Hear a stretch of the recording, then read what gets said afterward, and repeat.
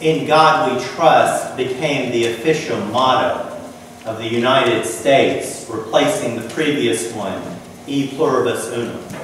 In 1956, it was approved almost unanimously by the Congress and signed into law by President Eisenhower. The following year, that phrase was put on U.S. currency.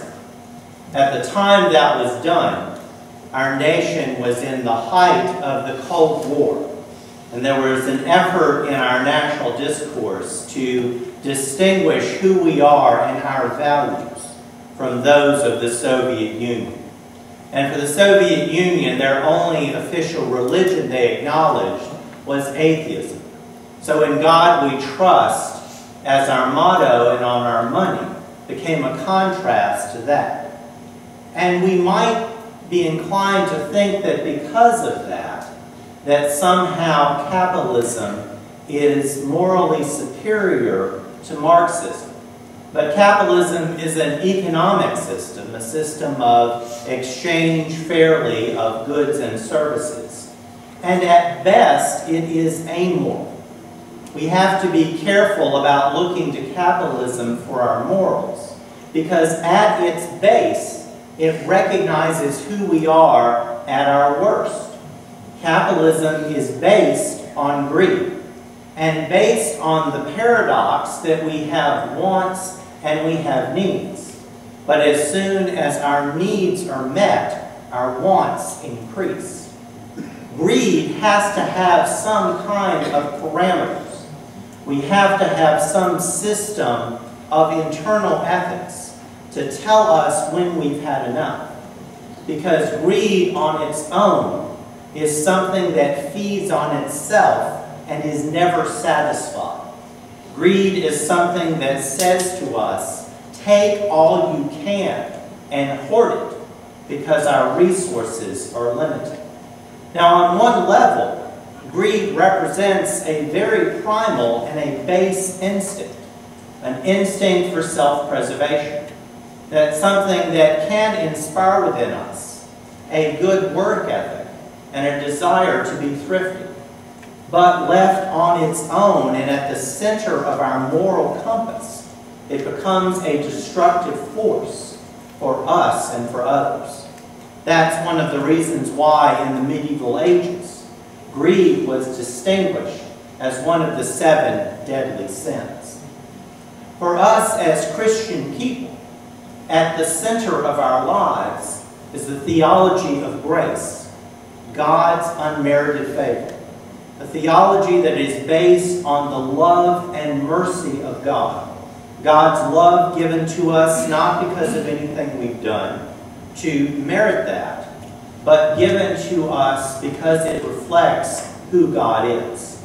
At the heart of the theology of grace is John 3:16.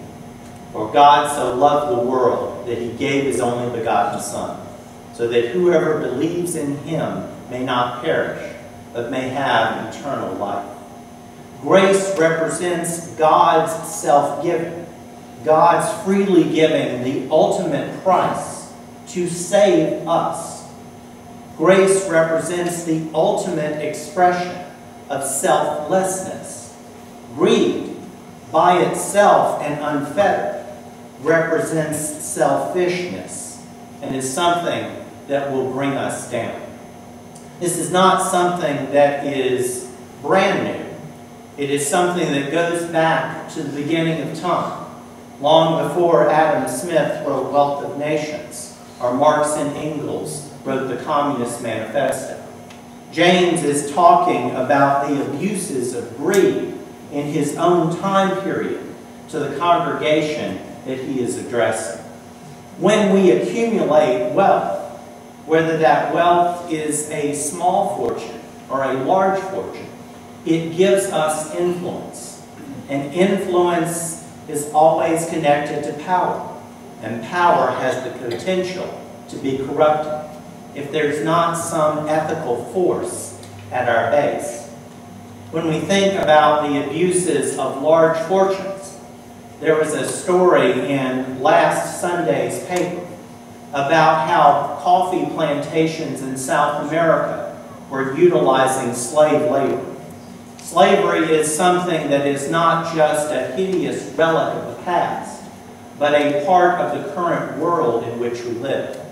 That's one of the reasons the United Methodist Women, a few years ago, had the awareness of slavery and the work to try to eradicate it in the world as their common mission of United Methodists all over the world. That article also mentioned some of the corporations that benefited from that by turning a blind eye to those practices. Whenever ethics are not accompanied with the desire to make profits, then greed has that destructive and corrupting force. And a small fortune can also be corruptible as well. Like a person in a church who gets bent out of shape for some reason or another and says to everybody, if I do not get my way, then I am leaving and taking my contribution with me. Every church has had people like that. Some of us may have been in the position of being that person. And most of us, at one point or another in our lives, have always been tempted to do that kind of thing. But when we have grace at the center of our lives, then at the center of our lives is Christ, who gives us our vision, who encourages us to look at ourselves and our world, to realize that we have the things we have. We need the things we need to survive. But then there is our neighbor. There is our brother and our sister. There are those who do not have what we have. Whenever we give to others from what we have to give, whenever we empower people who are not empowered, whenever we provide people with resources they did not have on our own, then you and I are motivated by the grace of God. It is this grace which is the central focus of our life. And when we think about the problems of this world, when we think about the problems of poverty and violence and destruction that befall our earth, it's very easy to get discouraged and to think to ourselves there's nothing that any one individual can do. And we are tempted to retreat into self-preservation and to let greed take over. To say, as long as I am caring for myself and those immediately around me, if I have any change, I'll let others have it. But otherwise, I'm looking out for myself. But for those of us who have been touched and converted by the grace of God, Christ is at the center of our lives. And Christ's theology of grace is a theology of abundance. It says we are in this world to care for one another. And when our individual resources seem to be running short, then Christ opens our eyes to those within the fellowship of faith, those that we refer to in the affirmation of faith, the Apostles' Creed, as being a part of the Holy Catholic Church, to recognize that our brothers and sisters in faith all over the world are working for a common mission. And then beyond that, when we just can't see any way that the issues of poverty and suffering could be completely addressed and eliminated, then God's grace reminds us that God is continually working mysteriously, whether we can see how that works or not. At the center of our lives is God's grace. God's grace which is freely given. God's grace which is selfless. God's grace which reminds us of those around us who could use our aid and those who are in this work with us. God's grace that is abundant and never runs out. And God's grace is the one most valuable commodity that is at the heart of who we are as Christians and who we are as a ministry. Amen.